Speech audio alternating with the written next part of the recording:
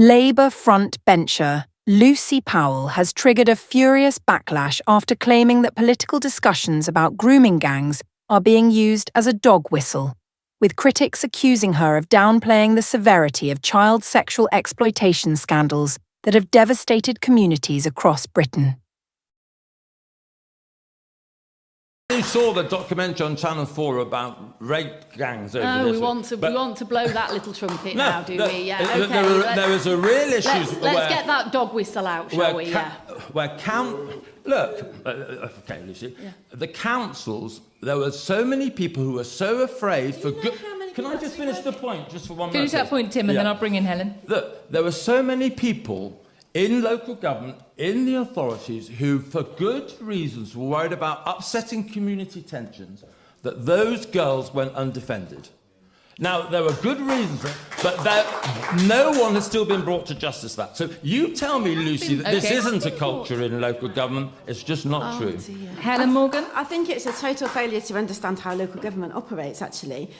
The Shadow Culture Secretary made the controversial remarks during a recent interview, where she warned against the demonisation of whole communities when addressing the pattern of British Pakistani men involved in high-profile grooming cases in towns like Rochdale and Rotherham.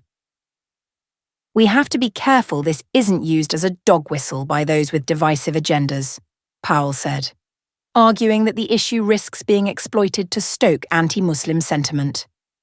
The comments have drawn sharp condemnation from across the political spectrum. Sarah Champion, the Labour MP for Rotherham, who has long campaigned for victims of grooming gangs, pushed back against Powell's framing, stressing that acknowledging the specific characteristics of these crimes is crucial to preventing future abuse.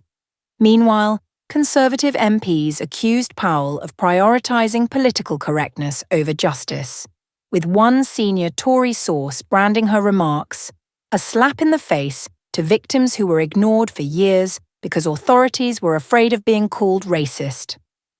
Victims' advocacy groups also expressed concern, warning that Powell's language risks repeating the same failures that allowed grooming gangs to operate with impunity for decades.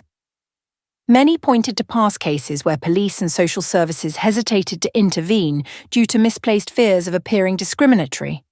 Powell later sought to clarify her position, insisting she was not denying the reality of grooming gangs, but simply cautioning against inflammatory rhetoric. "These horrific crimes must be confronted with full force," she said, "but we cannot allow extremists to hijack this issue to spread division." The row comes at a sensitive time, with the government preparing to introduce tougher measures against grooming gangs, including stricter sentencing and improved police training.